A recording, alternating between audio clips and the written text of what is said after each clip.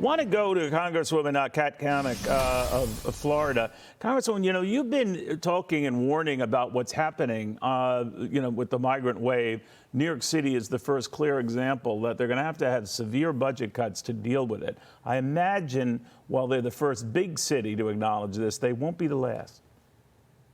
No, Neil, it's good to see you. And yeah, just sitting there listening to Jerry detail those numbers and those data points, I'm cringing, not just as a congresswoman, but as the wife of a first responder. My husband, Matt, is a firefighter and SWAT medic. And I can tell you, being in the Sunshine State, we are the beneficiaries of the failed policies of New York City. We are seeing New York officers flee the city, early retirements, less retention. We know that the 911 response time is getting worse in New York City, but just because the cuts on the officer's side is getting bad, people don't realize the cuts that the fire department, how that impacts them. And that's really, really concerning. You couple that with bad policy decisions like no cash bail, all the bail reform efforts that are incredibly demoralizing, not to mention the city leaders have not really had the backs of the NYPD or the firefighters. That all leads to a picture of disaster.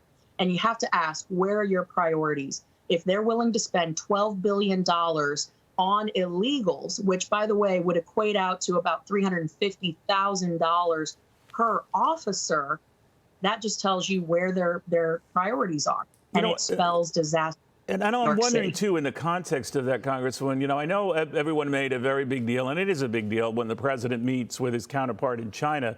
But for my money and the more immediate pressing needs in our country, it's this powwow he's going to have with the Mexican President Obrador that perhaps is the more immediate concern and worry. Has the president of Mexico done enough for you on this migrant situation, or is he looking the other way? Some cynics say he's in the control of the cartels.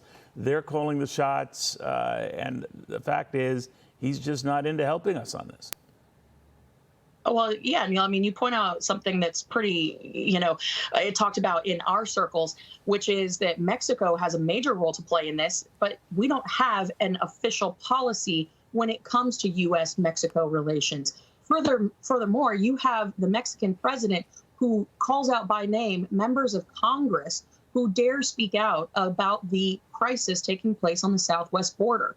If we talk about going after the cartels, he's the first to defend them. And when you have 40% of Mexico under the control of the cartels, that is staggering, but more importantly, dangerous. And we all know that the crisis at the southwest border has turned every town in America into a border town. You talked about Xi's visit.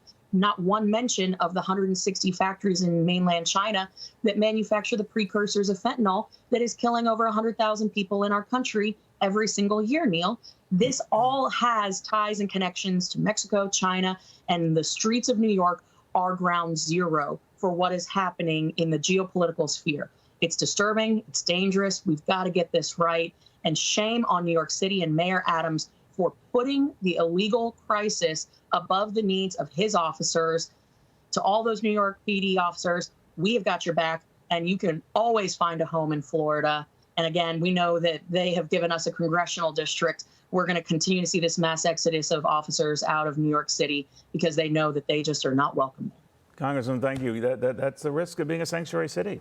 Sometimes you have to pay the price. Congressman, very good seeing you. Have a safe weekend, a good Thanksgiving if we don't chat again. Happy Thanksgiving to you, Neil. Thanks. All right.